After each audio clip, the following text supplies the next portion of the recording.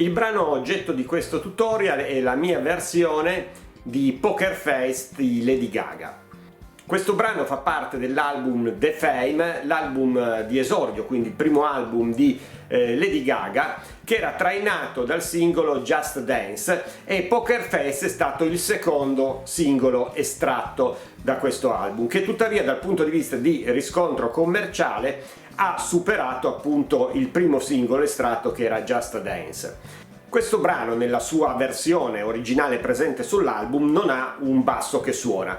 Tuttavia, secondo me, si prestava alla costruzione di una linea di basso. Ogni tanto mi piace fare queste cose, prendere o dei bassi sintetici e riproporli con un basso tradizionale, oppure costruire su delle linee che non hanno quantomeno una linea di basso tradizionale, una linea di basso che potrebbe, diciamo, stare sull'album. In questo caso, per la linea di basso, io mi sono ispirato a una linea di un sintetizzatore che lavorava sotto appunto il brano, e mi sono accorto che questo giro, questo riff che era suonato dalla tastiera, marcava comunque tutti gli accordi che venivano suonati nel brano, e quindi appunto ho deciso di provare a vedere come avrebbe funzionato suonata anche sul basso. Quindi la linea, diciamo, è attinta a un giro che faceva la tastiera. Dopodiché ho provato a suonarlo sia con le note libere sia con le note puntate, e ho trovato più efficace, secondo me, la resa che aveva con le note puntate. Il brano è costituito di fatto da due parti, che sono quello che è la strofa, che poi diventa anche l'intro eccetera, e quello che è il ritornello. Partiamo quindi con la linea di basso della strofa. Per questa linea, come vi dicevo prima, ho appunto attinto ad un riff che faceva la tastiera, e il giro fa questo.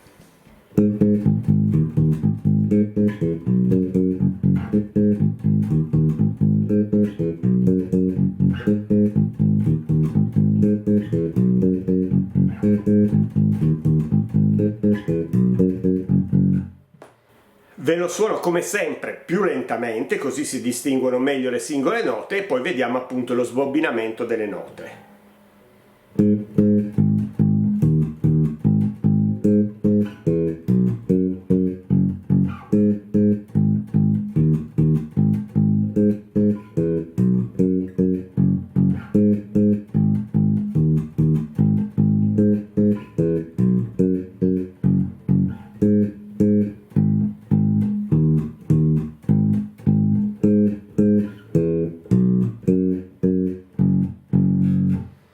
Mi sono dimenticato di dirlo prima, il brano come tonalità è in Si maggiore o Sol diesis minore, che dir si voglia. Vediamo allora quindi le singole note. Come vi dicevo e come avrete notato, appunto, il brano io l'ho suonato con gli ottavi puntati, quindi per dare l'esempio suonato con le note libere sarebbe così.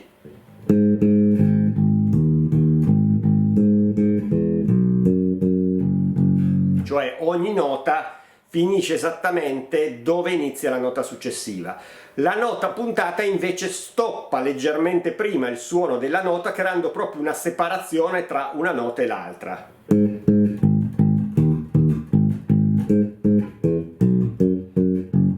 Ok? Io ho scelto questa seconda modalità perché, per il mio gusto, come dicevo, provandolo sul brano mi sembrava che funzionasse meglio.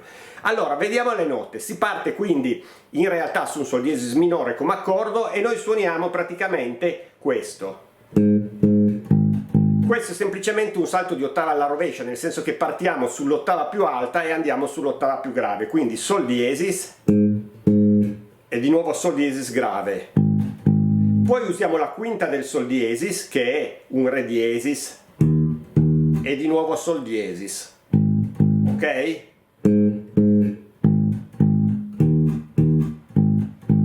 Poi di nuovo il Sol diesis più alto, poi andiamo in Mi, in Si, Fa diesis alto e Fa diesis grave, ok? Quindi Sol diesis, Re diesis, Sol diesis, Mi, Si, Fa diesis, ok? Il tutto suonato ovviamente in modo consecutivo.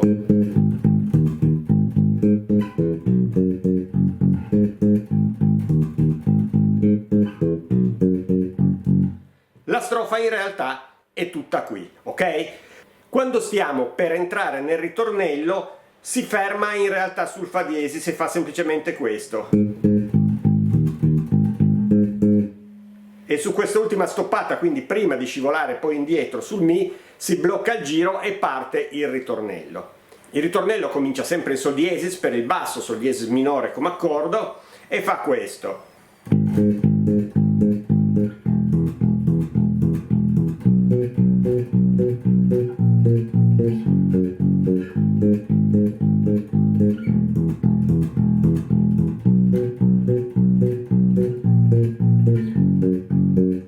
Ok? Quindi, come avete visto, è tutto salto di ottave. Ok? Quindi come note partiamo sul sol diesis, poi andiamo in mi. Io in questo caso ho utilizzato il mi a vuoto e poi il mi più alto al settimo tasto della corda La. Poi andiamo in si. Poi facciamo un La diesis, Fa diesis, quindi Sol diesis, Mi, Si, La diesis, Fa diesis. In realtà su queste ultime due note, La diesis, Fa diesis, l'accordo è sempre lo stesso, che è un accordo di Fa diesis, ma di fatto io utilizzo prima un passaggio su una terza maggiore dell'accordo e poi vado sulla tonica dell'accordo, ok? Ovviamente tutto suonato a tempo.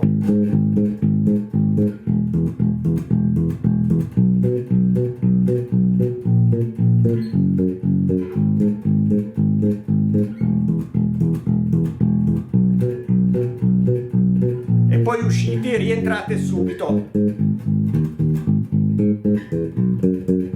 Ok? Non ci sono, diciamo, pause o altro. Dal ritornello riaggancia il riff della strofa.